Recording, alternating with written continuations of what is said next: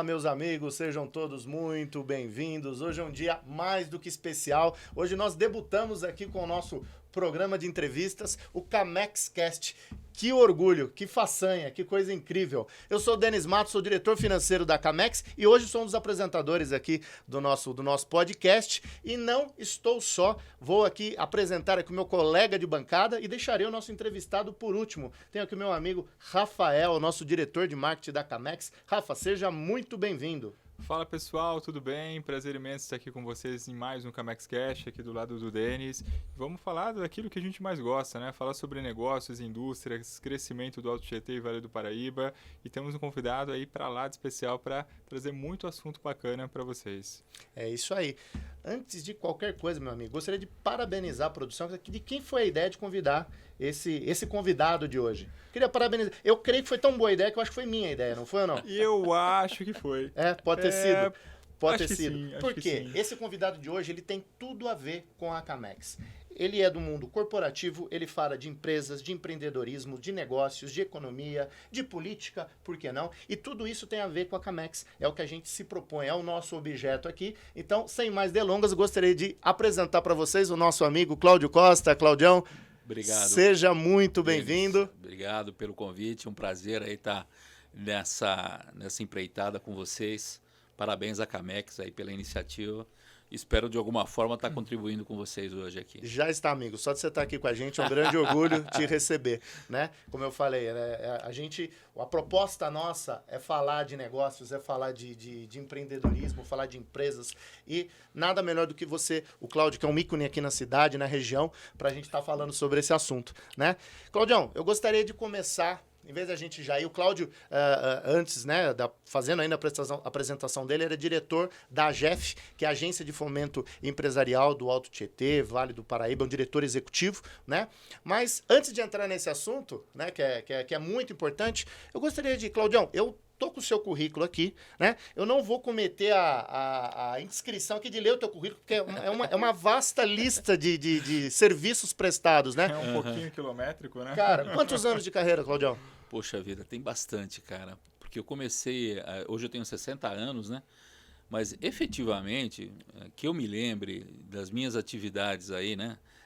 Informal e formal, eu comecei a trabalhar com 12 anos, né? Caramba. Porque mesmo quando meu pai tem uma formação em engenharia elétrica, tinha uma empresa de engenharia elétrica e tudo mais, e aí ele decidiu empreender e largou tudo, era uma empresa da família, e largou tudo e comprou um restaurante, né?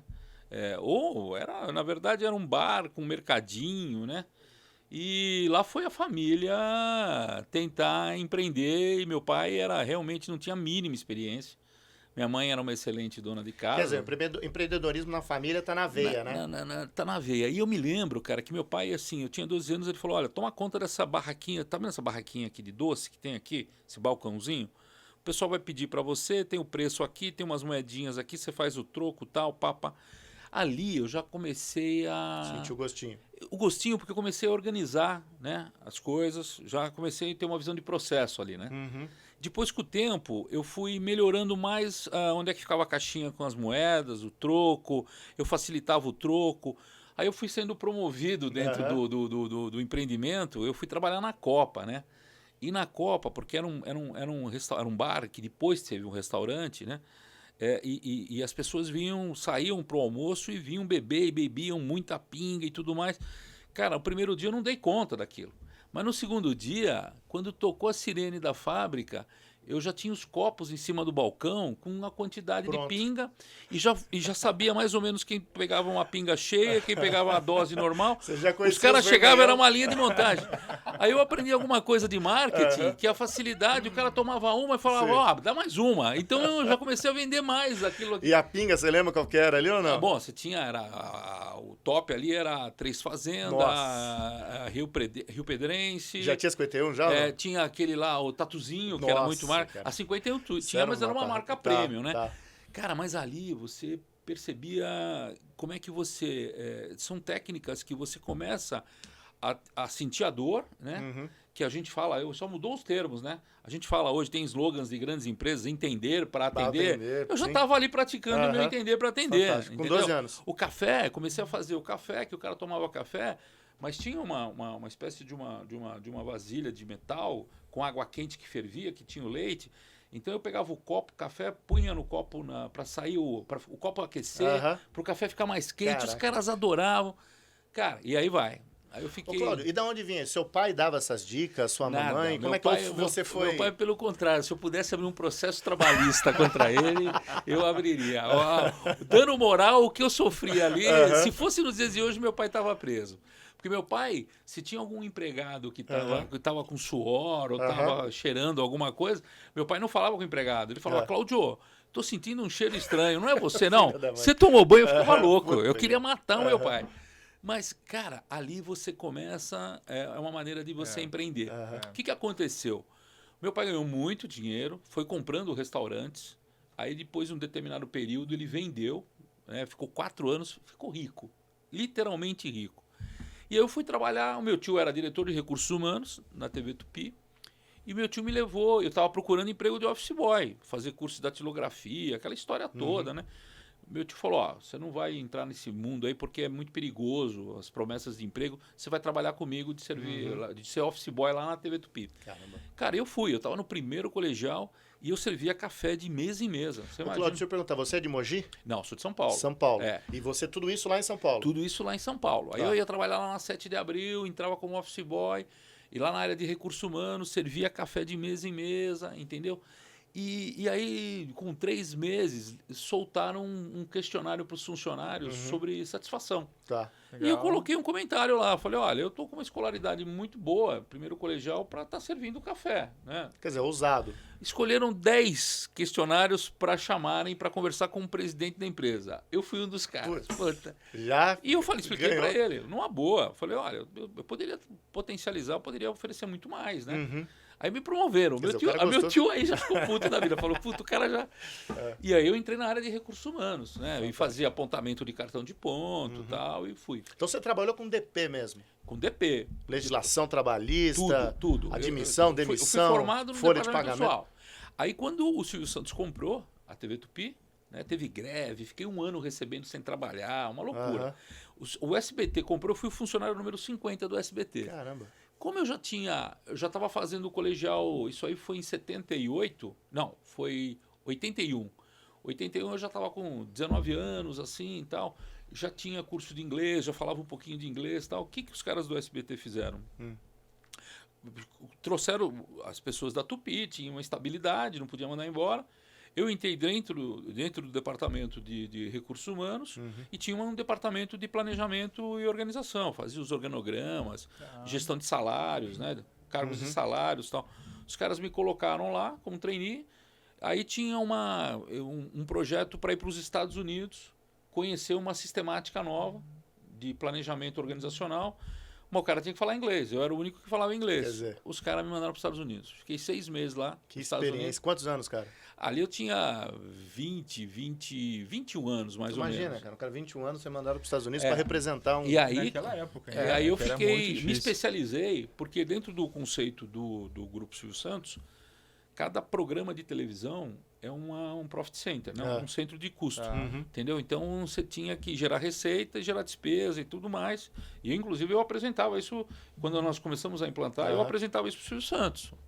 Cara, eu não posso deixar de perguntar, você conheceu o Silvio Santos? Eu conhecia, eu participava dos programas, eu administrava os contratos, assim, eu participava, porque quando eu estruturei o planejamento organizacional dos programas, então cada programa era um profit center, tudo que entrava nos programas eu tinha que saber, porque eu tinha que gerar como despesa, um contrato com o artista e tudo mais, quanto cada programa dava de lucro e tal, e aí foi bacana. Fantástico. E aí, em 84, o meu chefe no Grupo Silvio Santos era baterista de uma banda e tinha aqui em Mogi, no diretor de recursos humanos da Valtra, era o saxofonista da banda, que era o Rubens Salotvejas. Aí é lá de Guararema também. Rubão, grande Rubão. Aí eles se falaram e, pô, tô precisando de um cara aqui, tô ferrado com o sindicato aqui. Tudo, e aí começou a sua história com Mogi das Cruzes? Aí eu vim para Mogi das Cruzes, eu não sabia nem onde ficava. Meu pai tinha vendido os restaurantes dele E aí eu tinha um MP Laffer, cara. Eu vim pra Mogi com o MP Laffer pela Mogi Dutra, puta de uma ventania terrível, aquela parecia que eu tava dentro de uma barraca num tsunami. Era mais ou menos a sensação de andar na terra do caqui, né? MP Laffer numa estrada é mais ou menos você tá dentro de um camping e tem um vendaval. O sentimento é o mesmo, né? Aquele barulhão. Tá? Cara, cheguei em Mogi e falei, nossa, isso aqui é longe, hein? Aí eu fiz a entrevista com o Rubens. O Rubens falou, pô, você que é o Cláudio e tal. Pá. Fechado. Quando é que você pode começar? Eu falei, não sei. Ligou pro meu cara lá na SBT. O Cláudio pode começar, a hora que você quiser. Tá? Segunda-feira você tá aqui? Pô, segunda-feira eu tô aqui. Eu sou um cara que entrou na chuva. Você aceitou o desafio? Vambora. Porque, e ele falando pra mim, você vai ganhar muito dinheiro aqui, cara. Você vai ganhar muito dinheiro. Você vai ganhar mal pra caramba onde você tá. Você vai ganhar muito dinheiro, E você não ficou com aquela coisa, pô, eu vou deixar o Silvio Santos, aquele glamour. Eu não tinha nem falado com meu pai. Aí eu voltei. Você era solteiro? Solteiro. Voltei pra casa. Falei, pai, vou mudar de emprego. Ele devia ter umas artistas bonitas no SBT, Opa, não sei lá. Aracide Almeida. Não, tinha. Aracide Almeida era delícia. Aracide Almeida não, Pedro Guilherme. Mas tinha uma mulherada bonita lá. Eu assisti os programas direto lá, né? Cara, quando eu cheguei em casa, falei pro meu pai, pô, você vai mudar de emprego? Vou ganhar bem pra caramba, pai, vou trabalhar e tal. Poxa vida. E eu morava na Lapa e o SBT era na Vila Guilherme ali. E aonde é? Em Mogi das Cruzes. O velho quase meu pai falou, você tá louco, você não vai sair daqui. Não, como eu não vou? Não, você é louco, cara. Quanto você vai ganhar, eu te pago. Eu te pago pra você ficar aqui. Se você não quer trabalhar mais no SBT, eu falei, não, eu quero. Mas eu tô com a oportunidade, né? E meu pai, foi terrível. Aí eu topei. Cara, a segunda-feira eu vim trabalhar. Falei, não, é tranquilo. E seu pai, quando ele vendeu os restaurantes, ele seguiu na carreira de engenheiro? Não, ele não trabalhou mais na vida. Ele trabalhou muito, ele tinha 45 anos. E aí, o que ele fazia? Ele começou a ver, um investidor. Começou a ver oportunidades, comprou imóveis, essas coisas todas e ficava na dele. E aí, cara, o primeiro dia que eu vim para Mogi, eu fiz o rito, né? Peguei o trem na Lapa, desci na Estação da Luz, peguei o trem dos estudantes, tinha uma prima minha que tinha estudado, falou do trem dos estudantes, peguei o trem dos estudantes, hora, cheguei aqui na Estação Central, peguei um ônibus Jardim Universo, cheguei na Valtra às 11 horas da manhã. Nossa, já é o primeiro Saí de casa às 5, cheguei na Valtra às 11 horas da manhã. Cara, puta, aí eu fui me acertando no time, né? Aventura, né? E aí eu tava fazendo GV, fazia o SEAG na Fundação Getúlio Vargas. Então eu voltava à tarde, na Estação da Luz, ia até 9 de julho, fazia GV, voltava pra Lapa. Cara, molecão. Pô, você vê a diferença da molecada de hoje. A molecada de hoje esquece. Então. Mas aí, depois de 6 meses, a Valta estava expandindo. Teve um ônibus, né? Pôs ônibus para os empregados, eu fui me adaptando. Naquela época ainda era Valmet, né? Era Valmet. E o problema era um problema sério que a empresa tinha na parte de planejamento organizacional. E aí eu cheguei e falei, puta, agora eu vou... E o meu chefe no SBT falou, você vai trabalhar numa multinacional finlandesa, uma empresa metalúrgica. Metalúrgico estava naquela época de crescimento sindical e tal. Você vai, é outra pegada, você vai muito bem. Realmente eu vim ganhar muito bem na Valtra, do que eu ganhava lá. Só que eu cheguei na Valtra, no primeiro dia, o Rubão, pô, legal, Claudio, beleza, fala com o fulano, um tal de Anselmo lá. Cara, eu fui falar com o cara, onde é que eu vou sentar? Não, você vai buscar sua mesa no almoxerifado. Puta, eu tive que pegar minha mesa, paletó. Tudo arrumadinho. Trouxe a minha mesa, trouxe a minha cadeira. O primeiro computador da Valtra veio na minha mão, porque não tinha. Porque eu falei pro cara, eu queria uma relação dos funcionários da empresa para fazer. Não tem nada. E você sabia mexer com o computador? Porque não era todo mundo já sabia tinha mexer. No SBT a gente já tinha essa noção, mas a Valtra não tinha essa organização dos arquivos e tudo mais que pudesse me gerar uma relação. Era tudo muito manual, nós estamos falando de 84, 85, né? Por aí.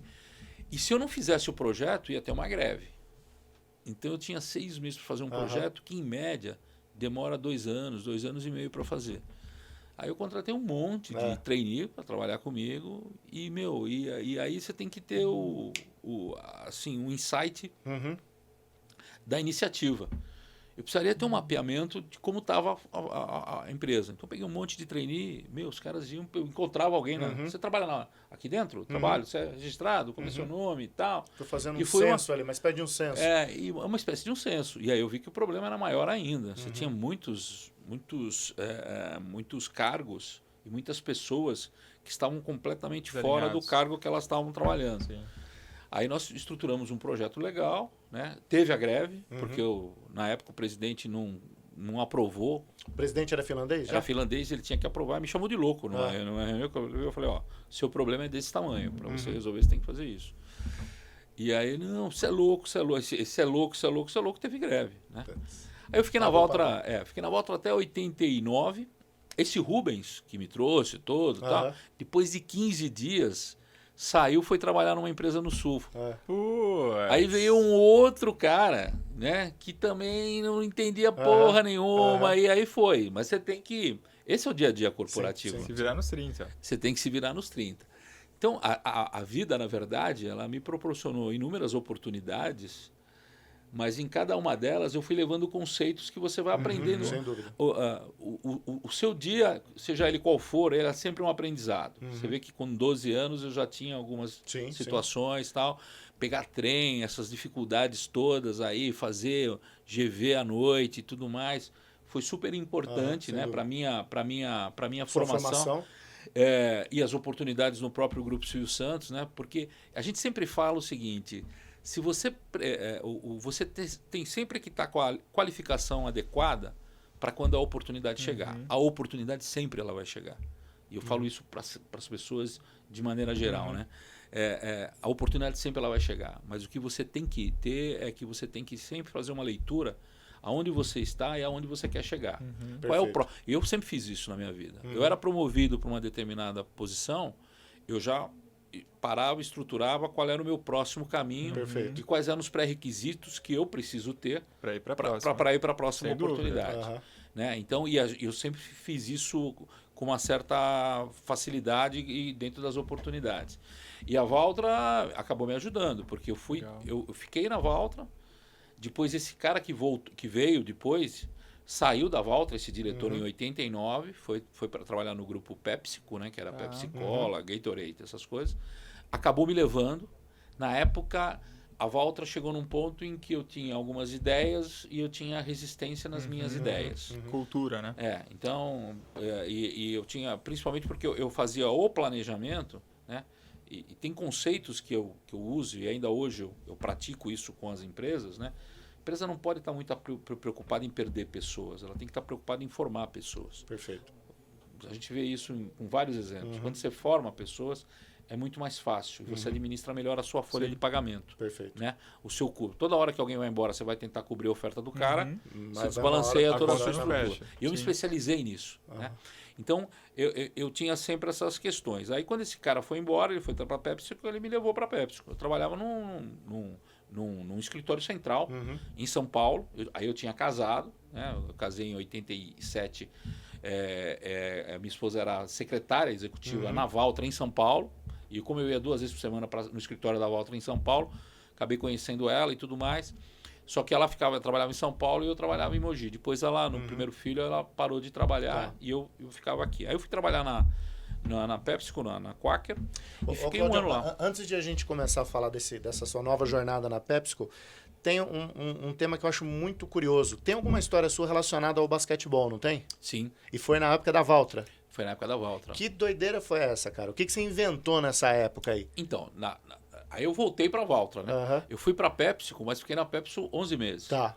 Porque daí teve uma mudança de presidência e o presidente finlandês mandou ir me buscar onde eu estava. Né? Aí eu voltei como diretor de RH para a Valtra. Grandão já. Já voltei como diretor de RH. E aí a gente conversou. A Valtra era uma empresa pública do governo. E o governo finlandês falou: nós não vamos dar mais dinheiro no Brasil. O Brasil tem que aprender a se virar sozinho. E aí foi mais um aprendizado. E aí eu usei todas as minhas técnicas que a gente...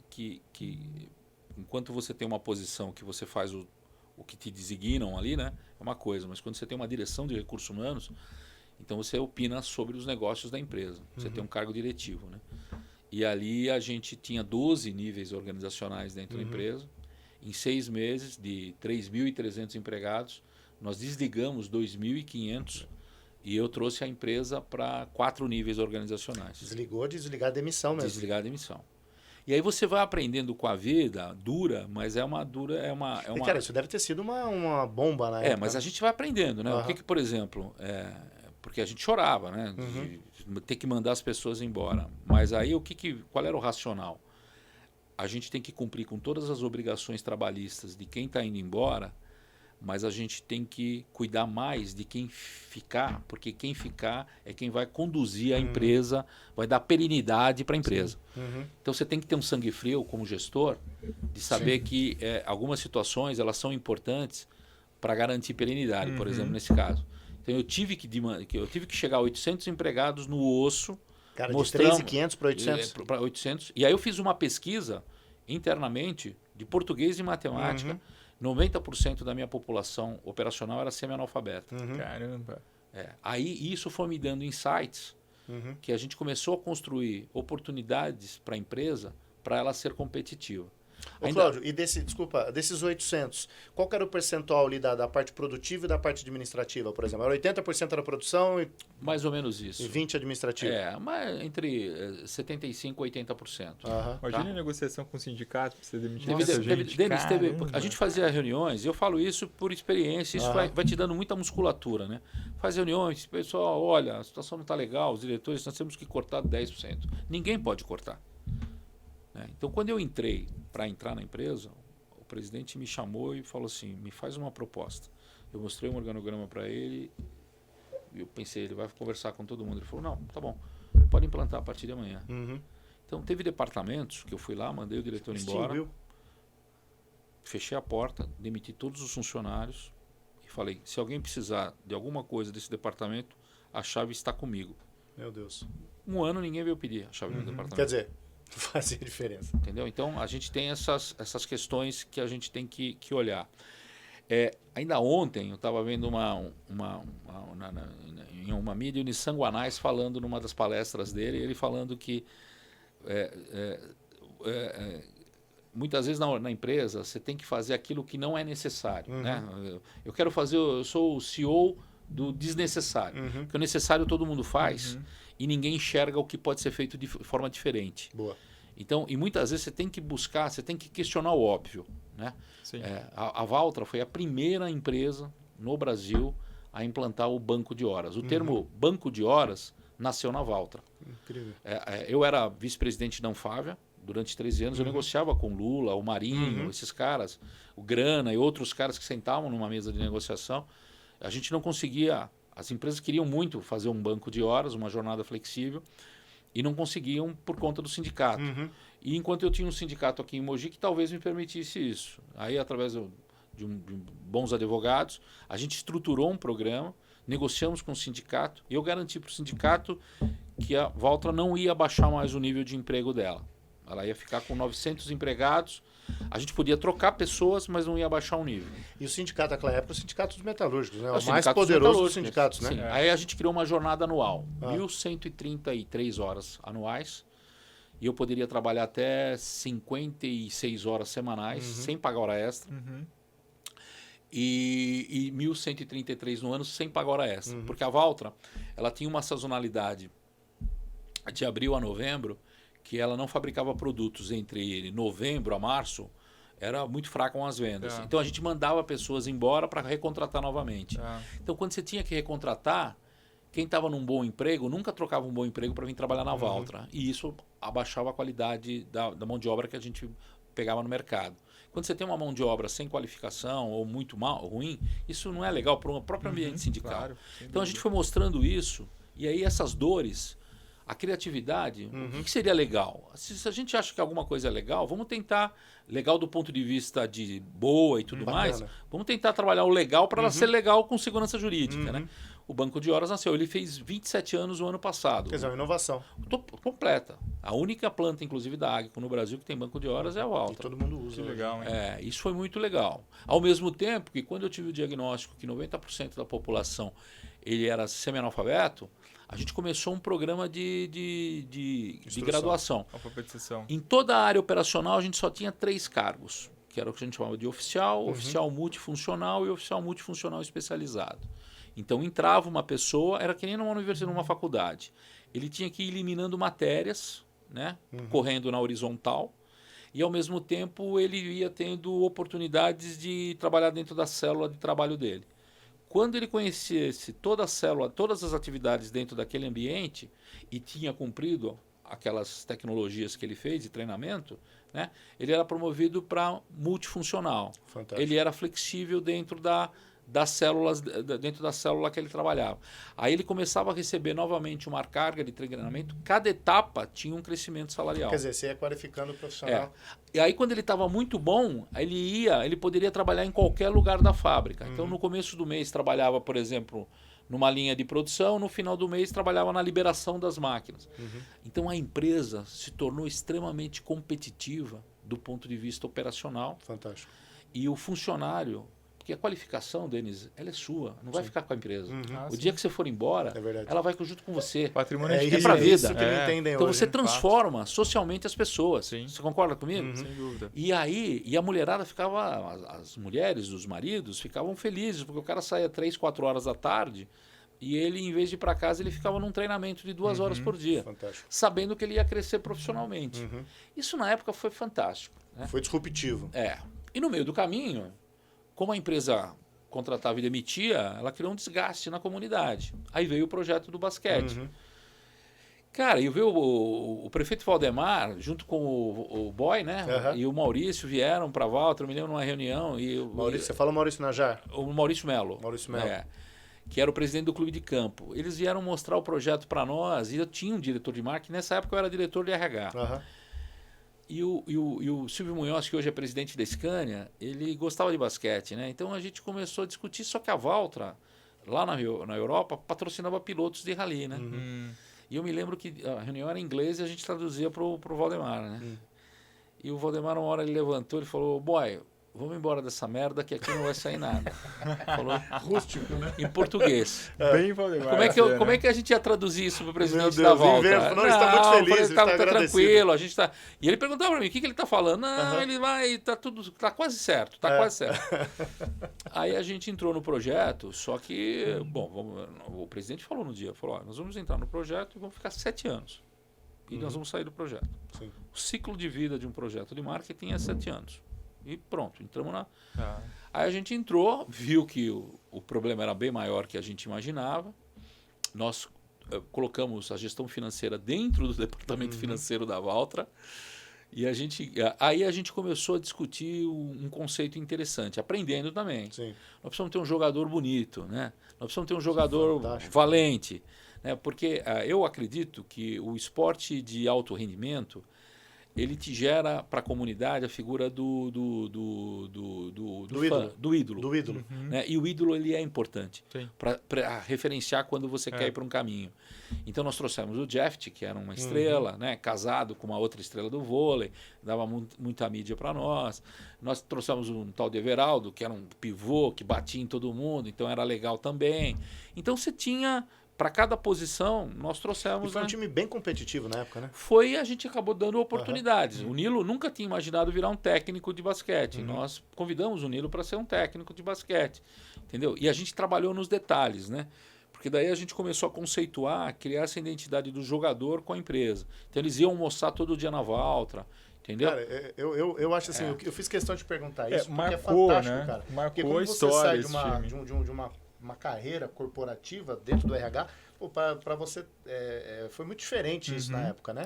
E eu acompanhava como torcida, né? Como mojano, eu adorava ter aquilo. Mas você eu tem que assistia aprender. jogos, enfim. A vida é um eterno... A gente ia jogar no interior, em Franca, em Ribeirão, os caras vaiavam a marca Valtra. Eu falei, não é possível, né? Os caras estão vaiando a marca, então nós precisamos mudar alguma coisa. Então a gente começou a levar brindes. Então tinha os eventos no interior, a gente tinha que ser simpático. Então os caras já gostavam do time. E assim a gente foi rompendo, mas deu muito resultado de mídia. A gente foi convidado pela Globo para fazer o Esporte Espetacular aqui num domingo. O retorno de mídia que deu o projeto foi fantástico. Mas a gente sempre traçou uma meta de ir sair. E mesmo financeiramente, nós chegamos com os fornecedores da Valtra, ninguém era obrigado, né? Mas a gente falava, olha, a gente tem por meta gastar 1% do nosso faturamento com marketing. Então, eu quero que vocês gastem 1% do faturamento de vocês com a Valtra apostando nesse time de basquete. Então a gente tinha uma porrada de patrocinadores que eram do projeto, que eram fornecedores da Valtra, que traziam os funcionários dele, mandava ônibus buscar, vinham os caras, dia de jogo. Você vai aprendendo e vai criando essa interação. A prefeitura ajudou muito, porque o Valdemar falou pra gente, o ginásio é seu, você faz o que você quiser. Tinha um elevador lá que ninguém usava, a gente construiu uma área VIP ali, então ficava um negócio bem harmonioso. E foi algo que movimentou muito, porque eu lembro que a gente tinha o basquete com a Valtra em Mogi das Cruzes e nós tínhamos também o time de vôlei em Suzano com o Report, né? Sim, sim. Então falou assim, Mogi é a terra, é a cidade do basquete, Suzano é a Isso foi muito cidade bacana do vôlei. também, Foi, eu achei porque a gente se relacionava muito bem nesse sentido, com as questões bem definidas. Teve uma interação com a comunidade muito boa, né? E a gente patrocinava de um monte de coisa aí que a gente fazia no dia a dia. A praça aqui dos Infartados também, que tem um trator. Sim, fantástico. Também foi uma ideia nossa. O prefeito me ligou pedindo, na época, se eu poderia patrocinar uma praça. Eu falei, eu quero, mas eu quero escolher a praça. Aí a gente escolheu essa praça, chamei o meu arquiteto na época, eu falei, Everton, vamos fazer uma pista de epox aqui, com meia áspera, para as pessoas praticarem um esporte na praça. E aí começou o pessoal a correr na praça. Com aquele trator. O trator, na verdade, é o Lúcio Pittencourt que fez. É isso que eu ia falar. E nós falamos para ele, você tem que fazer um trator, né?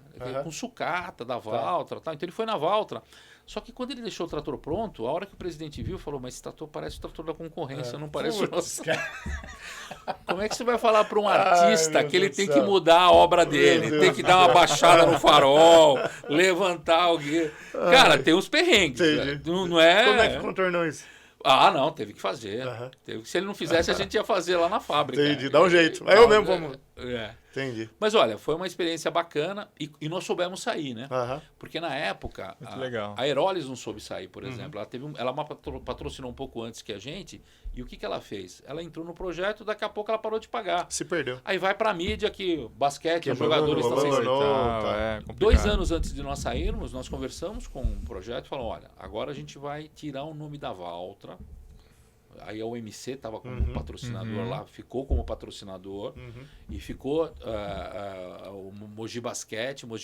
A gente continuou pagando durante 2 anos os nossos parceiros para o pessoal não perceber a saída da Valtra. E aí a Valtra saiu. Mas ficou marcado. Você viu que até hoje... Não, sem dúvida. A própria Elbor também acabou ficando... Bastante. Já era uma outra realidade, outra pegada, uma outra fase. Acho que já não tinha mais aquela magia do projeto original que foi concebido, mas né? foi legal. Porque eu acho que tudo tem... começo, meio e fim mesmo. Né? Sim, o que você tem que fazer, na verdade, é que em outras oportunidades você tem que reinventar. Né? Então aí você tem que criar outras alternativas. Claudio, e depois disso você permaneceu mais alguns anos no privado, né? Essa história que eu fiz na Valtra me deu eu conheci muito a operação da empresa. E aí eu fui convidado para sair da Valtra, para montar para participar da montagem da fábrica da Renault que estava chegando no Brasil. Isso em 95, né? E aí eu fiz uma negociação com a Valtra que eu não iria, mas que eu ficaria, mas eu teria que sair da área de recursos humanos. E aí surgiu uma oportunidade de eu me tornar diretor industrial da empresa. Aí eu sou economista. Aí eu fiquei como diretor industrial de uma fábrica. Depois do 2º ano eu assumi a outra fábrica. Então eu era o diretor industrial para a América Latina da empresa. Que também foi um puta aprendizado, cara. Fantástico. Porque você começa a olhar a coisa não sobre o ponto de vista de engenharia, mas sobre o ponto de vista do bom senso e da lógica. Então nós fizemos alguns projetos muito interessantes. A empresa deu uma reposicionada e eu usava muito as habilidades de liderança e de gestão de recursos humanos. Então, por exemplo, nós tínhamos praças de café nas células, com café para os empregados. Os empregados todo dia paravam de trabalhar 10 minutos antes do horário para limpar a célula dele. Então a fábrica, mandei fazer piso de epóxi na fábrica inteira. Então era um hospital, a coisa funcionava como um relógio. Fantástico. Entendeu? E a gente começou a trabalhar por encomenda. Então, por exemplo, hoje, que é o que acontece do ponto de vista financeiro com as montadoras, elas fabricam os veículos, vendem para o concessionário e o concessionário vai vender para o cliente final. muitas vezes existe um lead time aqui, uma distância muito grande, né? E uma empresa, um país com custo financeiro que tem o Brasil, fica muito caro você financiar esse capital. Então você tem que pagar o teu fornecedor depois de 30 dias, mas o teu fornecedor comprou dinheiro e tudo mais. Então o que a gente fazia? A gente pegava o material, já recebia um pedido, recebia o material do fornecedor, enquanto eu montava, era o período eu recebia o dinheiro do cliente antes de pagar o fornecedor. Então, do ponto de vista financeiro, isso foi muito bom para a empresa. A ordem. A Valtra começou a se tornar uma empresa diferenciada no mercado. Isso foi muito bom. Aí nós eu fiquei até em 99 e aí a gente tinha fazer uma reestruturação na nossa rede de revendedores. E aí eu fui designado para ser vice-presidente de marketing e vendas e pós-venda para a América Latina. Então eu tinha tanto a parte de vendas como a parte de marketing e a parte de pós-venda, serviços e peças para toda a América Latina. E foi um novo desafio também. Aí eu fiquei até 2000. Aí em 2001, o governo finlandês vendeu a Valtra. Ele vendeu várias empresas, vendeu o grupo da Valtra. Quem comprou foi uma empresa finlandesa e ela comprou já com um propósito que mais na frente ela vender, né? Entendi. Que é atual hoje, que é a GCO, que é a Agco, né? Aí esse finlandês, que é o grupo Koni, hoje é o cara mais rico da Finlândia, ele preparou a empresa para que ela fosse vendida. E aí tiveram 5 candidatos para comprarem a Valtra, isso em 2003. Aí em 2003 a Agco foi comprada, os donos os principais acionistas do grupo Agco, eu tive a oportunidade de trabalhar com eles. E recebi uma comissão, um bônus até por ter vendido a Valtra, né? Então, parei de vender trator e vendi a empresa. Né? Impressionante. Jogando, né? Mas aí foi muito legal. Aí o presidente da Valtra, que tinha sido nessa minha gestão aí com a parte de fábrica e tal, esse cara voltou para a Finlândia, na aposentadoria dele, e se tornou membro do conselho da Ponsse. E o vice-presidente de marketing da Valtra se tornou CEO da Ponsse no mundo. E aí começa a tua história. Aí em 2003, logo que os americanos compraram, eu fui para os Estados Unidos e tive um bate-papo com esses principais acionistas. E eles me encaminharam para um psicólogo, um senhor, tinha acho que uns 80 anos. Foi um papo legal e no final eles falaram, olha, se você vai assumir você tem disponibilidade para assumir qualquer planta nossa, qualquer fábrica nossa no mundo, nós temos fábricas no mundo inteiro, né? Se a minha família não tinha nenhum tipo de dificuldade, eu falei, não tenho nenhuma dificuldade. Ele falou, então você vai estar sendo preparado para assumir alguma planta nossa. Mas aí antes disso veio a Ponsse, estava montando uma operação, estava crescendo muito no mundo e queria abrir uma base, uma operação na América Latina.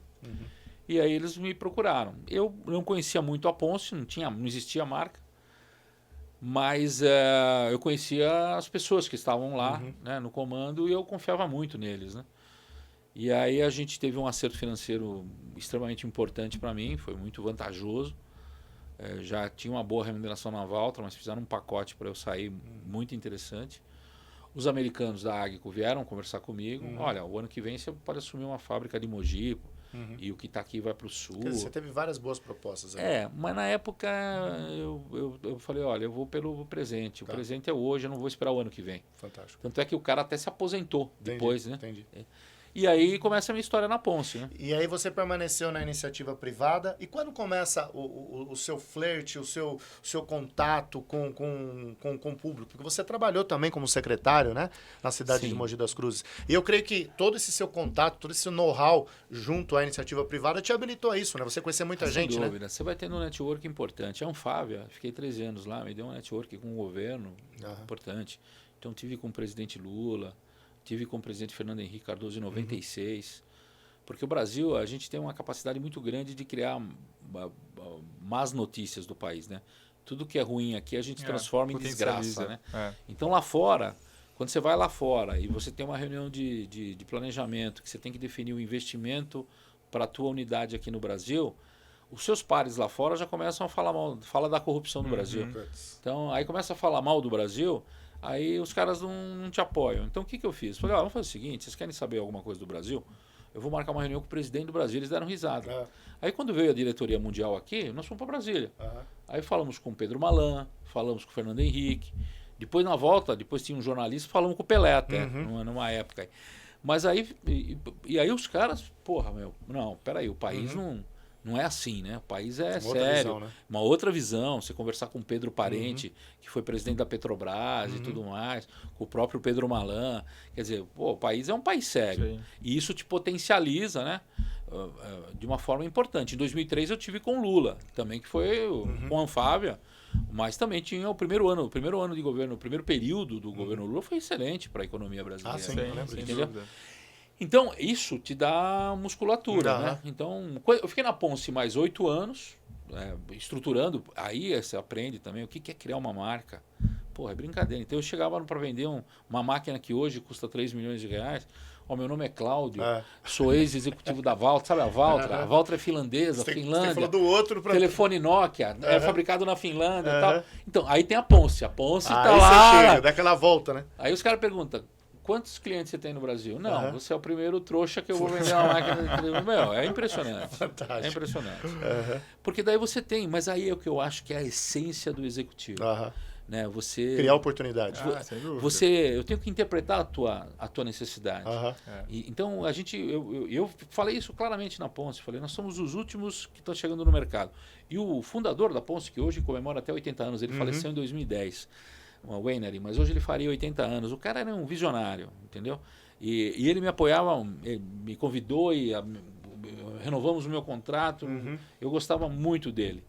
E ele era um cara, olha, não temos pressa de vender, nós vamos vender na hora que tiver que vender e tal, mas você tinha que entender um pouco mais, né? E eu fui tentando criar formas diferentes, né? Não só entregar um produto, mas como o problema era um produto muito complexo, com muita tecnologia, então eu garantia para o cliente que eu dava todo o apoio, ele só punha o operador dele, mas eu estava lá para cuidar. E ele me pagava um FII por hora que era mais interessante. E isso foi potencializando a Ponce enquanto uma cliente, né? Fiquei 8 anos na Ponce, mas aí eu cheguei com 50 anos, nós perdemos um grande negócio por uma decisão nossa, era um negócio extremamente vantajoso para Eldorado, e essa decisão eu fui praticamente obrigado a perder o negócio. Nós não queremos ganhar, porque tinha falecido o maior acionista, né? Os filhos estavam no comando, e a gente declinou o projeto, que era um projeto importante para nós. E esses projetos aparecem de 4 em 4 anos, que é a vida útil de uma máquina, né? Pô, então... Aí eu falei, olha, acho que é o momento de... Como nós não vamos ter uma fábrica aqui, que não é interessante, né? A gente fez um ex-tarifário, né? E ficou muito mais vantajoso. Aí eu decidi empreender, né? Ainda tentei, na época, comprar a Ponce aqui na América Latina, junto com o seu Master Dealer, junto com o pessoal da Hyundai. Mas eles, por uma decisão, não aceitaram. Mas eu me tornei um cliente da Ponce. E aí fui relativamente bem até 2014, como empresário. Mas é muito complexo. Aí nós tivemos um problema sério com um grande cliente nosso, que nós temos um passivo hoje enorme, mais de 90 milhões. E isso, obviamente, deu um baque importante para nós. E coincidiu um contrato que a gente tinha grande, que realmente a gente não recebia o salário, o valor, né? Quer dizer, isso são coisas que acontecem também. Acontece, dentro dos negócios, a gente dentro sabe dos negócios. É o risco do mundo empresarial, né? É o risco que também é um aprendizado. E aí, cara, chega um ponto, em 2017 eu tive uma enfermidade importante. Isso aqui em Mogi mesmo, Cláudio, ou não? Não, a empresa era aqui em Mogi, mas eu prestava esse serviço no Pará. Mas você tem as florestas. A tua base ficava aqui? Ficava, mas eu ficava 15 dias no Pará. Porque era um projeto muito grande, muito interessante. E você tem que estar de olho no projeto, até para entender um pouco mais e sentir um pouco na pele, né? Para você tomar as decisões. Mas operacionalmente era um projeto muito legal, funcionou bem, mas na época teve a questão do mensalão, que bloqueou algumas empresas, então tem um monte de situações que ocorreram nesse negócio. Mas aí eu fiquei numa enfermidade importante em 2017, eu peguei uma pneumonia viral, fiquei hospitalizado 60 dias. Caramba. Fiquei 35 dias em coma. Meu Deus. Tive que fazer traqueostomia. Foi uma situação bastante adversa, né? E quando eu saí, cara, porque eu fiquei com 10% de chance de sobreviver. Então foi uma situação muito adversa. Teve que repensar a vida ali, né? Aí eu repensei a vida, que eu acho que é uma coisa legal também. Aham. Porque a gente vai se envolvendo, né, e vai gostando do jogo, Aham. a adrenalina vai cada Sim. vez fluindo melhor, e aí você começa a não cuidar um pouco mais da família, né, não participar de algumas Coisas oportunidades. importantes. Graças a Deus eu tenho uma companheira minha, a Luciana, que tocou muito bem os meus filhos, né? Hoje eu tenho 2 filhas médicas e um filho engenheiro que estão bem encaminhados, mas eu participei muito pouco da vida deles, né? Estava sempre presente nas horas importantes, mas eu poderia ter participado mais. E aí eu fiz essa reflexão. Aí em 2017, quando eu saí, eu falei, cara, não trabalho mais. Agora o trabalho para mim tem que ser prazer, né? Vou fazer 60, Seus projetos. tenho que fazer os meus projetos, mas eu tenho que, dentro dos meus projetos, eu tenho que ter uma prioridade no emocional, importante. Eu tenho que gostar daquilo que eu faço, tal, e desacelerar, começar um processo forte de desacelerar. E aí começou. Aí eu estava me recuperando, fazendo uma fisioterapia, e aí eu tive um convite para fazer um projeto na cidade, tentar entender um pouquinho mais como é que a gente transformaria a cidade atrativa para investimentos das empresas, né? E aí foi legal também, porque é um exercício, você trabalhar no poder público é um exercício que eu recomendaria para todo mundo. De repente você sai daquela posição, você via do outro lado do jogo. Porque a gente critica, mas a gente tem muita culpa no cartório, porque a gente cria aquelas situações que estão ali, porque nós elegemos Sim. Fato. as pessoas que estão no poder, né? E tem um círculo vicioso ali que é muito complicado, né? No poder público. Como é que a gente... O que é rápido, o que é demorado para nós e o que é rápido e demorado dentro do poder público. Então a burocracia ela prejudica muito as empresas. Sem né? dúvida. E aí, no poder público, o bom é que, mais uma vez, a gente aproveitou a oportunidade, construímos um network e vimos que ali tinha uma oportunidade bacana para todo mundo. Que eu acho que o jogo bacana é o jogo que todo mundo ganha. Né? Todo mundo tem que ganhar. E aí a gente começou a observar que a gente poderia construir um projeto que a comunidade ganharia, a prefeitura seria beneficiada também, as empresas seriam beneficiadas, né, também, porque de vez em quando, ou quase sempre, a sociedade culpa as indústrias de serem responsáveis por tudo. Existe isso, e culpa o empresário. Culpa o empresário é o bandidão, é o malvado, ele deveria, é o ganancioso. Então. E não é bem assim, né? Sim. Entendeu? Eu acho que você tem que dividir um pouco. Existe um tributo que não é pouco. Hoje qualquer nota fiscal de uma indústria é no mínimo 42%, 45%. Carga tributária elevadíssima. Elevadíssima que você paga. Brasil. E que você tem que ter uma contrapartida que a própria Constituição te permite. Né? E você não tem, né?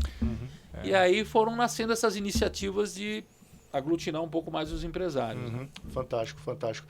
E aí dentro, você atuando na Secretaria de Desenvolvimento de Mogi das Cruzes, você teve alguns projetos que a gente estava conversando um pouquinho antes aqui de começar o nosso bate-papo. Fala um pouquinho daquilo que você estava dizendo pra gente. Então, porque a gente olha a cidade um pouco só aonde o braço alcança ali, né? Mas Mogi é uma cidade relativamente grande, tem uma grande área de proteção ambiental, 60% da área. Então você não tem muita área para fazer projetos de investimento. Você tem uma população que cresce muito. Geograficamente muito bem localizada. Geograficamente, eu sempre acreditei nisso. Desde que eu era da Valtra, eu falava que Mogi estava extremamente bem localizada. Vendia isso para a matriz, a Ponce. Inicialmente, quando eles me convidaram para a Ponce era para ser em São José dos Campos. Eu falei, não, Ponce vai ser em Mogi das Cruzes. E São José está muito bem estruturada hoje, é uma cidade digital e tudo mais, tal.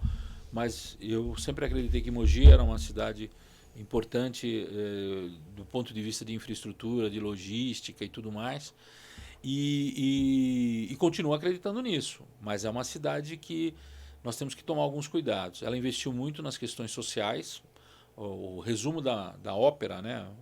Ela investiu muito nas questões sociais, na qualidade de ensino, na qualidade de saúde, comparado com outras cidades. Pode ter ainda alguma distância do que seria o ideal, mas ela é bem melhor do que a média das cidades. Questão de segurança também, embora nos últimos tempos aí a gente tenha se surpreendido, mas até onde eu mapeava ali, e isso potencializou a cidade para atrair mais habitantes. Então, muita gente gosta de morar em Mogi, né? Mas trabalha em São Paulo, trabalha não sei aonde, trabalha ali, trabalha aqui. E a cidade tem uma economia informal muito grande. Então, o que eu acho que é uma grande preocupação. O Brasil hoje tem uma economia informal muito grande. E aí é uma questão de quem nasceu primeiro, o ovo ou a galinha, né? Porque, por outro lado, o governo, de maneira geral, não oferece o mínimo necessário da dignidade humana, né? A gente ainda vê uma série de descasos aí. A gente passa nas ruas aí, vê gente morando na rua e a gente só lamenta, né? Mas precisamos sair desse processo e tracionar uma solução, né? Então você tem esse lado. Por outro lado, você cria um assistencialismo e que vicia as pessoas de depender daquilo, de criar essa dependência. E o maior objetivo das famílias é conseguir uma cesta básica todo mês. Quer dizer, você acaba nivelando, né? Então, enquanto empresa, o que a gente gostaria? A gente gostaria que eu acho que o maior objetivo de uma empresa é gerar oportunidade de trabalho. Isso por si só já é um puta benefício que nós estamos dando, né? Aliás, o melhor benefício social que um governo pode ter é emprego. Exato. Porque com a renda, você compra o que você quiser, na hora que você quiser, você gasta com aquilo que você quiser. Você tem dignidade, Você tem dignidade, você entendeu? E hoje a gente percebe que muitas pessoas, nós tivemos, eu provoco isso às vezes, para tentar entender se isso tudo é verdade. Nós tivemos um exemplo aí no ano passado. Nós fizemos um projeto de qualificar 100 soldadores, de pessoas, a prefeitura nos forneceu os nomes, nós fizemos somente uma avaliação básica para ver se eles sabiam ler e escrever para acompanhar o treinamento, que é um treinamento caro. Nós conseguimos com o governo do estado uma carreta de solda, com 10 baias de solda, ligadas na energia, então 18 horas por dia consumindo energia, soldando peça, então a própria matéria-prima para fazer o treinamento é caro. E isso dentro da sua função no poder público, dentro da secretaria? Não, na própria AGEF, essa já foi na AGEF. Já vendo mais pra Mas frente. como, por exemplo, um exemplo, nós tínhamos 120 vagas. A gente conseguiu formar 98 pessoas. Oh, que legal. 22 desistiram no meio do caminho.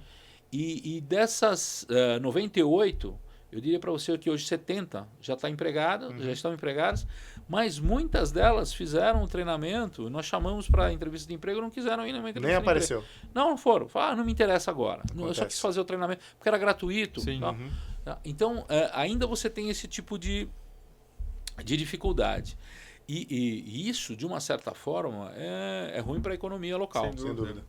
Tem um ponto importante, Cláudio, que é assim, isso é uma das bandeiras da Camex, que é legal ouvir um pouco do seu ponto de vista também, porque quando a gente lida com o mercado industrial, a gente ainda tem no Brasil, principalmente aqui na região do Alto Tietê, o Vale talvez um pouco menos, mas aqui no Alto Tietê ainda tem indústrias pequenas, né, com pouco ainda faturamento ou com pouca profissionalização, estrutura, ainda com uma visão muito mais de empreendedorismo do que empresarial. Então, né, o dono está passando por aquela fase de preciso me transformar numa empresa, de fato, e tudo mais. E muitas vezes esse cara tem um produto de muita qualidade, né? Muitas vezes não é patenteado, ainda não é registrado, mas tem muita qualidade, com alto potencial para levar isso para fora, mas ele não sabe nem como começar. Né? Então, uma das nossas bandeiras é justamente trabalhar isso. Falar, olha, você tem potencial, você tem qualidade, você tem produto, então dá para fazer. É um processo burocrático, é um processo que vai exigir algumas etapas, mas é possível. Né? E a gente está aqui para poder ajudar você. E aí, por outro lado, a gente tem pessoas com a sua visão, com o seu gabarito, que são pessoas que vêm do alto escalão do mercado cooperativo e que está a fim de ensinar essa galera a cortar caminhos. Né? Fala assim, olha, existem atalhos, existem formas de a gente começar a fomentar uma sociedade muito mais organizada, profissionalizada para a gente conseguir fazer o negócio funcionar de uma maneira legal. Sem dúvida. Então, um dos nossos objetivos aqui com o podcast da Camex e com todas as ações que a gente vai fazer ao longo do ano aí em parceria com vocês, é justamente abrir esses horizontes, né? Fazer o empresário poder olhar e falar assim, cara, tá, eu estou num país que eu tenho ainda um déficit educacional muito grande, eu sou um empresário, um empreendedor nato que preciso virar um empresário, tenho muita coisa para aprender, mas tenho locais que podem ser âncoras, né, para me ajudar nesse caminho. Por tudo que você já passou, como que você visualiza esses próximos anos que a gente tem pela frente? A gente tem agora um novo governador, que vem do ITA, né? Um cara que é muito mais técnico, um cara que vê a questão da indústria de um jeito diferenciado. A gente tem ali um governo Lula que está chegando, que a gente sabe que é um governo que vai querer fomentar negócio, que vai querer fomentar a economia, porque precisa. A gente tem ali os Estados Unidos começando a mostrar que está voltando ali a ser aquela grande potência que sempre foi, controlando a inflação e tal, tudo mais. E a gente tem duas regiões extremamente ricas, que é o Alto Tietê e o Vale do Paraíba, em todos os sentidos, geograficamente, com capacidade, com governos ativos, etc., mas com muitas eficiências, como você acabou de falar, falta profissionalismo no mercado. Como que vocês estão imaginando esses próximos anos? Como que vocês estão costurando iniciativas para a gente conseguir ajudar esse empresário que está nos ouvindo aqui, que quer caminhar rumo ao sucesso? Olha, isso daria um bate-papo de mais um podcast, né? Porque eu fiz um processo na Valtra. Quando eu cheguei na Valtra, como diretor industrial, eu coloquei minha sala dentro da fábrica. Fiz um mezanino dentro da fábrica e coloquei minha sala lá. E eu tinha a minha leitura. O pessoal fala muito em jogar as coisas para a nuvem, né? Hoje em dia. Uhum. Você só vai ter uma indústria 4.0 quando você jogar tudo para a nuvem. Uhum. Mas eu gostava de olhar fisicamente o meu estoque de matéria-prima, tudo tal. Uhum. Eu já sabia a minha potencialidade de produção. Uhum. Então o visual ainda ele é muito importante quando você anda no chão de fábrica. E aí eu perguntei para um dos gerentes, falei assim, porque eu era diretor industrial da fábrica de componentes, que fazia componentes para a fábrica de montagem montar. E na fábrica de montagem tinha um outro diretor industrial. Depois eu assumi essa fábrica, fiquei com as duas. Eu perguntei, quantas peças a gente fabrica? E ninguém soube me responder. Não, olha, eu acho, tal, pá, eu não sei exatamente, pô. E quando me trouxeram para uma requisição para eu aprovar a compra de 17 empilhadeiras, eu falei, o que 17 empilhadeiras? Meu? Isso aqui é uma fortuna, cara, mas por que tudo isso? Me justifica. Não, porque a gente tem um monte de movimentação que vai para cá, tudo tal. Aí eu fiz a pergunta, quantas peças a gente fabrica? Ninguém respondeu. Eu falei, que loucura, vamos fazer o seguinte. Eu tinha aquele departamento que eu tinha fechado com chave, mandei limpar ele. Tinha mais ou menos uns 1.000 metros quadrados de escritório, prancheta, engenharia de ferramentas. Limpei ele, falei, começa a colocar todas as peças que a gente fabrica, pega uma amostra e põe dentro dessa sala e põe uma etiqueta. Né? Qual é a peça, em que produto que ela vai. E foi. Bom, resumidamente, nós colocamos 3.600 peças dentro daquela sala. Aí eu percebi... Quer dizer, eram 3.600 produtos diferentes, na verdade, não peças, era assim... Então você imagina. Aí eu percebi que nós tínhamos 9 eixos Cardans que a gente fabricava. Eu falei, faz um favor para mim, por que a gente tem 9 eixos Cardan? Por que não tem 2 ou 3? Chama o pessoal de engenharia e dá uma olhada, ver se eles podem diminuir a quantidade de eixos Cardans. Chamei o pessoal de compras, eu falei, senhores, chamem os fornecedores e convidem eles para conhecer essas peças. E eu quero saber quem tem interesse em fornecer essas peças para nós.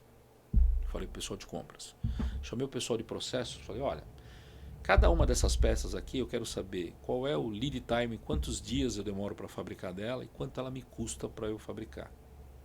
Beleza, então faz isso. Aí a gente começou, eu só no bom senso, e hoje tem uma técnica chamada make or buy, comprar ou fabricar, que te permite fazer isso. Mas só no meu bom senso, eu percebi que tinha peças pequenininhas que eu fabricava, e o meu piso salarial é alto, porque o seu tal, enquanto uma metalúrgica menor poderia fabricar essa mesma peça com um aprendiz do Senai ou com um piso salarial muito menor. Então a gente começou a ver que tinham peças que elas poderiam ser fornecidas Sim. por fornecedores. Então, bom, em Terceirizar, né? 2 anos e meio, nós colocamos 1.600 peças para fora da fábrica, com 20% de redução de custo, deu no final. E teve peças que eu coloquei para fora junto com a máquina. Eu dei a máquina para o cara fazer, ó, leva a máquina junto, fica consignada com você, você entrega. Então, esse é um exemplo, né, que a gente pode fazer. Na minha época de Valtra, eu convidei alguns fornecedores para vir para cá. Se você pega a Itália, por exemplo, os países europeus, você tem a figura do microempresário, que é um cara que trabalha com uma qualidade importante. Entendeu? Eu fui visitar a Índia em 97, depois voltei em 99. Não sei se foi um prêmio ou uma penalidade para mim ir visitar a Índia, mas eu conversava com o empresário na fábrica e falava para ele assim: ah, tudo bem e tal, pá. E o seu filho, né? O filho, ah, meu filho está em Cambridge, meu filho está em Harvard. Tinha ninguém lá. Os filhos estavam todos estudando para tomarem conta do negócio. A Índia vai ser uma loucura.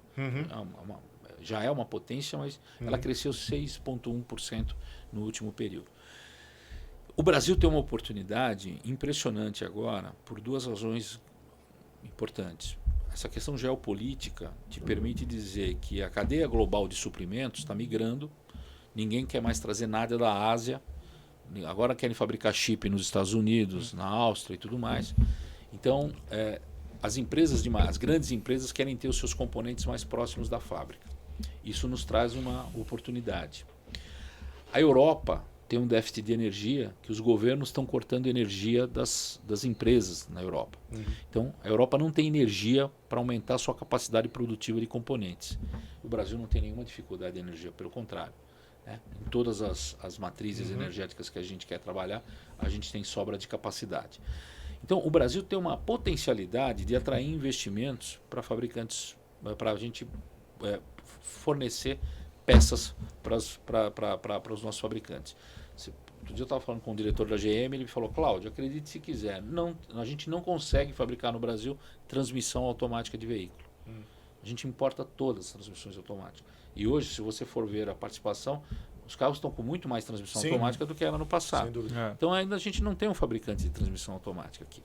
Agora, o que eu acho é que faltam políticas de governo. Por que o BNDES tem que financiar um gasoduto na Argentina ou financiar uma grande montadora e não pode financiar um pequeno empresário para ele fornecer aqui? Nós estamos dentro da GEF e já falamos isso até com o prefeito, né? Porque nós falamos para o prefeito, nós contratamos só 51% dos funcionários que trabalham na GEF, ou que trabalham nas empresas da GEF, são de Mogi, o resto é fora. A gente se propõe a contratar 80%. E a gente compra serviços, 60% das despesas indiretas das empresas nós compramos em Mogi. A gente pode aumentar isso para 85%. Tem um universo gigantesco pela frente. A gente injetaria na economia local 1,5 bilhões por ano. Então, você consegue formatar políticas para que a gente tenha, talvez, uma indústria de transformação que ela seja pujante. Eu tenho 3, 4, 5 empresas aí que começaram do nada e hoje estão grandes. Mas a gente deveria estimular mais isso. Né? Porque para as empresas, por exemplo, para uma Agco Valtra, que o pequeno fornecedor que entrega diariamente para ela, lá na porta dela, é muito mais interessante e muito mais barato do que ela ter que fazer um estoque de um cara que vem do sul e põe lá e fica aquele estoque que compromete espaço e um monte de coisa.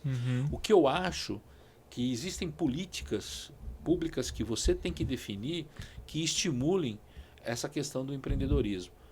O próprio ministro do Trabalho hoje está falando que o MEI foi desvirtuado, correto? Sim. Mas, por isso que eu acho que a gente tem que entender a figura do microempresário, que praticamente a maioria quebrou durante a pandemia, com todos os programas que fizeram ali para tentar ajudar, mas nós deveríamos ter um investimento a fundo perdido que permitisse que esse cara compre um equipamento de CNC, uma máquina de usinagem, entendeu? Uma máquina de corte laser e tudo mais, e ele potencializa isso. Provavelmente, o que aconteceu? A GEF fez uma campanha com a TV Diário, mais ou menos nesses moldes do como é que chama lá? O agro... Da Globo? Da Globo, como que chama? O Agro é Pop. O Agro é Pop. O que aconteceu com o Agro é Pop? O filho do agricultor estava vindo para o grande centro e deixando a fazenda do pai. Vai ver se isso está acontecendo hoje. Não, os caras digitalizaram a fazenda, entendeu? E você vê o que é a potência que virou o agronegócio. A fazenda de rural não tem nada, é alta tecnologia. É alta tecnologia, você entendeu? E os equipamentos também. Né? Você potencializa para isso. Então, o que acontece? O agro é pop. Você tinha um problema sério do agricultor que não queria ficar com o pai. Né? Não, eu vou para o grande centro, eu quero me formar numa outra coisa. Hoje esse cara está lá na fazenda. Entendeu? Pelo contrário, o pai veio morar no grande centro e acompanha a performance da fazenda de forma digital. Então, tudo isso são políticas públicas que eu acho que você pode fazer, que com certeza você vai colher frutos daqui na frente. Muitos países que fizeram isso se deram muito bem. Né? Então, hoje nós temos uma janela de oportunidades e o que eu falo hoje, o país está praticamente parado do ponto de vista de investimento. As empresas associadas da GEF estão todas elas em compasso de espera. Aguardando que vai... Por quê? Porque o governo falou que vai ter uma reforma tributária. O quanto isso vai impactar em mim? Então, nós precisamos definir claramente qual é o tamanho da reforma, aonde ela vai pegar, para a gente ver o que vai acontecer. E a questão da responsabilidade fiscal também. Então, o que o investidor externo... Porque o investidor externo, ele dá o tom da música. Mas ele precisa dos os pequenos fornecedores na sua base de... O que esse cara precisa? Ele precisa de uma estabilidade econômica, política, não importa.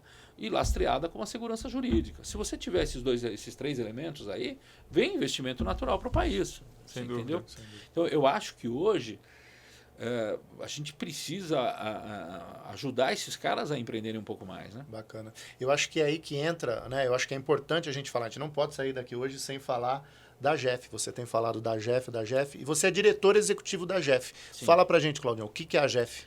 Então, a GEF ela nasceu justamente para que a gente não flutuasse de acordo com a cara do político, do mandante, do governante que aparece aí. Você entendeu? A GEF ela tem como característica criar uma agenda comum, uma agenda de interesses. Né? Qual é a sua dor, qual é a sua dor, qual é a sua dor? Vamos construir uma agenda nesse sentido. Quando você cria a escala da GEF, aí é impressionante. Nós estamos falando de 42 mil funcionários só em Mogi, nós falamos de 170 mil funcionários no Brasil. Esses 42 mil funcionários, só para explicar, são funcionários que são funcionários dos associados da GEF na cidade de Mogi das Cruzes. Isso é fantástico. Isso é um ponto. Então a gente define demanda. Isso dá o tamanho da GEF, né? Sem dúvida. Olha o poder de... Por exemplo, eu fiz uma pesquisa digital. Logo que lançamos a GEF, dei 4 temas. Eu dei o tema capital humano, jurídico, geral, inovação e ESG. Qual desses 4 temas você julga que é mais importante para você? E cada tema eu dava 4 outros temas em cima dele. Então, dentro de capital humano, sindical, treinamento, tal, papapá. Pô, capital humano foi o mais vital. Aí a gente foi atrás, individualmente, né, em tentar entender. E a gente, viu que nós precisamos qualificar a população. Mas a gente tem que qualificar a população, porque você pega, não vou nem nominar, mas os grandes centros que tiveram um sindicalismo forte e aumentaram o ticket salarial, eles perderam a atratividade de investimentos. Para não falar que viraram verdadeiras favelas. Sim. Tá? Temos alguns nomes nesse sentido. Então, por exemplo, começou aqui com o cargo de soldador, uma empresa roubar da outra. Então o Ronaldo vai roubar do Denis. Aí o Denis, o que o Denis vai fazer? O Ronaldo não vem aqui não. Vou aumentar o salário do meu soldador. Pode aumentar, mas eu preciso, porque eu investi, então eu vou aumentar também a minha contratação. Vou aumentar. Aí tem um pintor que sempre ganhou igual o soldador, falou, Denis. Viraram superstars. Por que o soldador está ganhando mais do que eu? A gente sempre ganhou igual. Sim. Não, eu também. Você começa a inflacionar desequilibrar o mercado. os cargos. Aí claro. você tira a atratividade, você tira o equilíbrio salarial das empresas. E é estupidez isso. Porque uma empresa, muito mais do que perder, ela tem que estar preocupada em formar. É muito mais barato você formar, você reciclar. E o turnover, que a gente fala, que são técnicas que a gente aprende no dia a dia, a empresa tem um turnover. O turnover ele é bom para a empresa, desde que ele é bem administrado. Eu tenho associadas da GEF que tem um turnover de 80%. É muito alto. Como é que você faz? Entendeu? Então você precisa administrar isso. Então, quando na prefeitura, aquela experiência da prefeitura, em algum momento, Denis, ou a iniciativa privada ou o poder público tem que pegar essa pirâmide etária e organizar ela. Fazer cruzar. Por quê? O que eu faço com um profissional de 45 anos que não sabe lidar com o computador? Esse cara está fora do mercado de trabalho. Esse cara não serve mais? Não, ele serve. Mas, por exemplo, no Clube Med, que é um associado nosso, uma camareira ela entra no quarto com um tablet. Ela abre a cortina com tablet, ela regula o som do quarto com tablet, entendeu? Então, hoje em dia, se você não souber lidar com um equipamento digital, você está fora do mercado de trabalho. E a grande bandeira da GEF hoje seria o quê? Qual seria a grande dor desse empresariado, desses associados? Quantos associados a GEF tem? Hoje tem 26. Os associados da GEF começou com 12, 13. Quem pode ser associado, Cláudio? Olha, qualquer um pode ser associado, qualquer empresa pode ser associada à GEF, tem que ter um mínimo de faturamento, né? Então a gente hoje é 100 milhões, mas você pode ser uma empresa de serviços para a indústria que a gente pode ponderar e você faturar um pouco menos do que isso. Então a gente tem empresas que faturam menos que isso, mas que prestam serviço para a indústria. Tá? Dentro da GEF você não tem concorrente, porque a gente quer uma transparência legal. Se vocês dois fornecerem o mesmo tipo de serviço e eu decidir comprar de você, a gente vai ficar num ambiente não muito bacana. Porque vai desvirtuar o objetivo nas reuniões da GEF a gente fala, como é que está o teu mercado? Por exemplo, o McDonald's está na GEF. O McDonald's, você fala, pô, mas o que o McDonald's é interessante, porque você tem até o Big Mac como moeda, né? Se você monitora. Porque você consegue medir a temperatura da economia pela performance do McDonald's. Ele gera 600 empregos, compra tecnologia, compra vigilância, compra limpeza. Consome. Ele é um consumidor de fabricantes da GEF. Entendeu? Então ela tem essa... Agora, ela tem, por exemplo, não precisa ser óbvio, nós temos 42 mil funcionários que comem todo dia. Nós estamos querendo trazer um supermercado de renome para a GEF. Né? Para quê? Para fornecer matéria-prima para os restaurantes das empresas. A GEF não ganha nada com isso. O que a gente quer é fomentar negócio. É um fomento de oportunidades. Então, quem precisa alocar equipamentos, fala com um dos associados nossos. E a gente observa isso no dia a dia, é uma loucura. Os caras fazem negócios o tempo inteiro e isso para nós é importante, é muito importante. E aí a gente, eu tenho, por exemplo, um consultor na área de melhoria contínua, que é um cara muito bom de indústria 4.0. Eu tenho um consultor na área jurídica voltada para as questões de governo, que também traciona bem, com procuradoria e tudo mais. Nós temos uma profissional na área de recursos humanos, nós temos um banco de dados de currículos dentro, chama Emprega GEF, que é uma plataforma digital que te dá até uma avaliação psicológica dos candidatos. Fantástico. Mas a gente não abre ela para o público. A gente vai na universidade, por exemplo, e cadastramos todos os alunos da universidade, são os talentos. Esses caras estão no banco de dados. Então, os nossos associados, quando quer buscar um trainee, pega lá. Vai lá, entendeu? E ninguém entra na plataforma sem fazer uma avaliação. Então, uma espécie de recomendação. Então, todos esses serviços que a GEF fornece estão à disposição dos associados. Sim. E para eu me tornar um associado, como você falou, tem algumas condições. Você hoje estou em busca de um supermercado, de um hipermercado para poder fornecer, mas se eu como indústria, eu posso ser indústria, prestador de serviço, qualquer comércio, coisa. Não tem problema nenhum. Eu procuro. Pode. Agora, se você for uma empresa de logística, eu tenho uma empresa de logística, então a gente vai analisar níveis de conflito. Se não tiver conflito, pode entrar. Assim como uma metalúrgica. Eu sou uma metalúrgica, mas eu fabrico uma peça X, o outro fabrica uma peça tal. Então você pode ter vários tipos de metalúrgica. Entendeu? Perfeito. Então, e ali é legal porque você tem um networking, você troca experiências. Agora nós estamos discutindo muito a questão sindical.